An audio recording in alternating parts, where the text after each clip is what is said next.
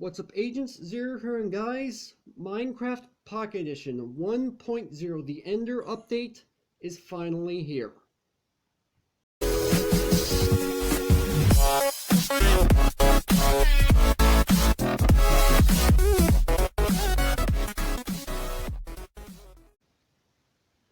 Now, you guys probably know my schedule by now. I record the day prior to upload, so for you guys watching, the update was yesterday, but for me, the update came out early this morning, and I thought, what better way to kick off this brand new update than by giving you guys some information about the end. These is going to be 5 facts about the end you might not have known in, well, Minecraft in general. I don't think it makes any difference between versions. So yeah, inside of this ender chest I have a number of different items that we're going to be using. And yeah, so let's go ahead and get started. So first off, we're going to go ahead and pull out this stuff right here. Now, let me go and explain what's going on. So, when you defeat the Enderdragon the first time, it actually spawns this egg. And you can actually harvest this egg and take it back with you to the overworld if you really want to. But, there's a problem with that. You cannot mine it using a pickaxe. If you ever tried to mine diamond ore using a stone pickaxe, it doesn't work, does it? It just completely breaks the ore. You don't even get any diamonds out of it.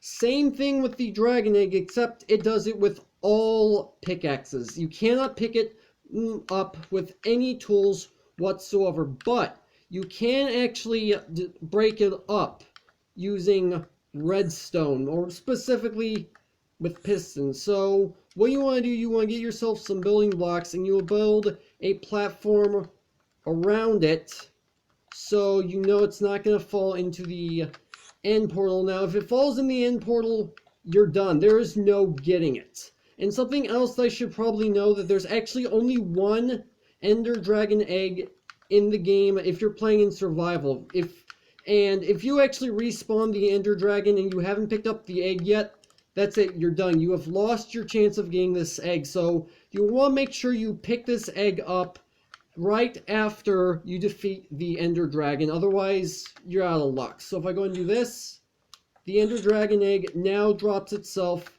as an item, and we can take it home with us, provided we don't die in the end in the process. Now obviously I'm in the creative, so I'm not going to die, but still, in a survival based situation, you gotta be careful, because you lose this thing, that's it. Now, something else about the end, which you might not have known about, is actually the fact that I chose cobblestone, because if I go and place cobblestone down right here, take a look. Endstone and cobblestone actually look rather similar, don't they? Well, that's because they're actually inverts of each other. If you were to open like a basic Microsoft Paint document or something of the like, and you put these two next to each other, when you invert the colors, they're actually going to switch places. If you were to do this in the game, that means the end is actually made of entire islands of cobblestone. So there's something interesting about it. So let's go and put this stuff up. Now, there's actually something else that you can do with the end itself as well, and that has to do with, oops, forgot to put that way, and that actually has to do with the obsidian pillars. Now, as you guys can obviously see, I actually destroyed quite a bit of this pillar already, and that's because you can actually use these pillars as an obsidian farm. Now, yes, I know there's a ton of obsidian here, so why would you really need to make a farm? Well, obviously picking up the obsidian is the #1 thing on your mind, but if for whatever reason you run out of obsidian, which if you run out of obsidian, then I'm not sure what you're doing. You can actually regenerate all of this obsidian simply by respawning the Ender Dragon, which I'm going to get to in a moment. One thing I want to do before I do that, I have myself a potion of night vision here. So take a look at the background of the end now. And now I go ahead and drink the night vision potion. Yeah. Don't quite understand why it does this, It looks really weird. I'm going to say that right now. It looks really weird. I'm not quite sure what's going on, but that's what happens if you drink a night vision potion in the end. Now let's go ahead and actually spawn in the Enderdragon. So you actually need 4 of these Ender crystals. I actually showcased the majority of the Ender update in a video already back when the update came out as beta, back when it was first out. I will have a link down in the description to that video if you guys want to check it out.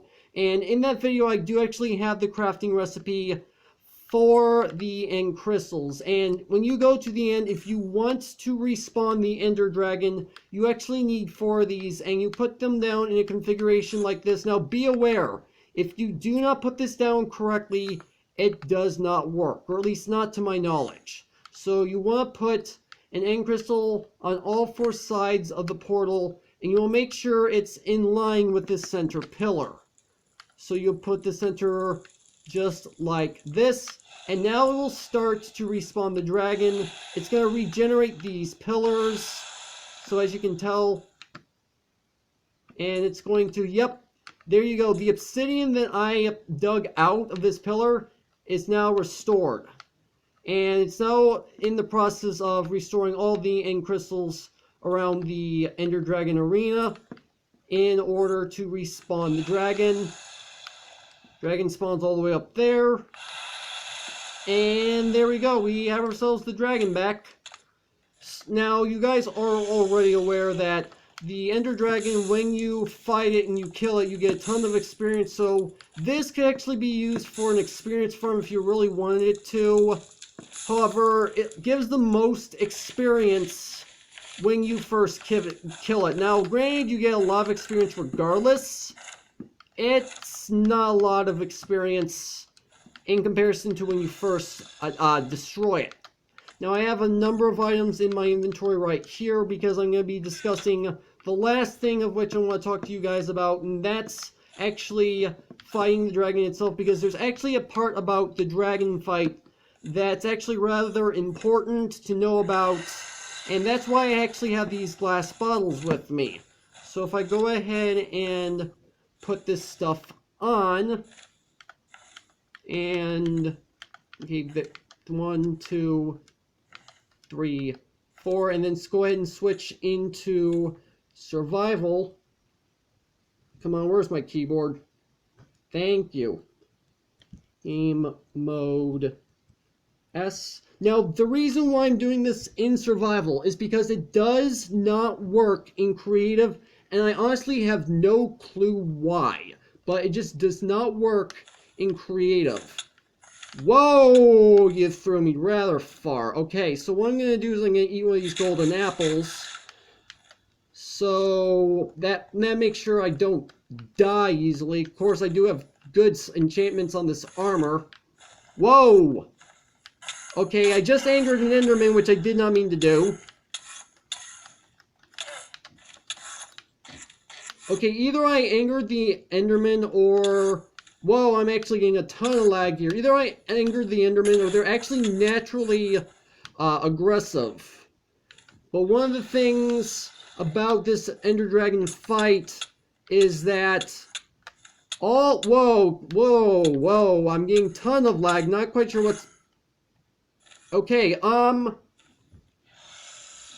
give me a moment, guys. Let me set this back up.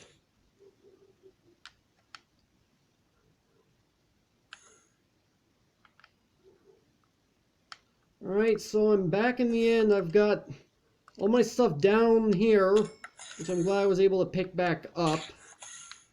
So, what I was going to try to show you, which didn't go too well, is this particular attack right here that the Enderdragon gives off. And like I said, this does not actually happen in creative. The Enderdragon does not do this in creative.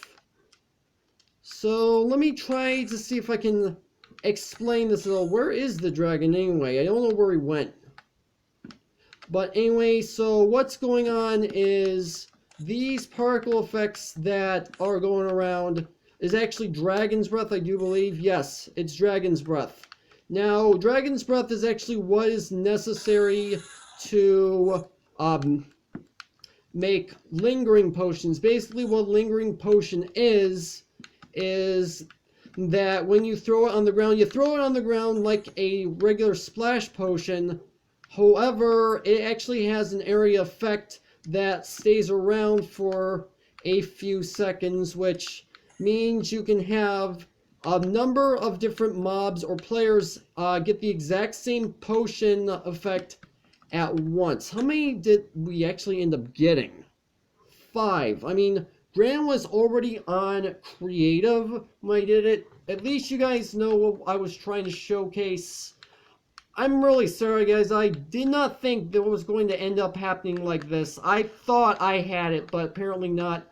But that's actually going to have to do it for this video. Hope you guys have enjoyed. If you did, make sure to hit that like button. Want more? Then make sure to hit that subscribe button for future content. Also, you can follow me on Twitter at AgentCPU0 to stay updated. This has been Zero Studios. Thank you guys for watching. And with that, I will see you guys later.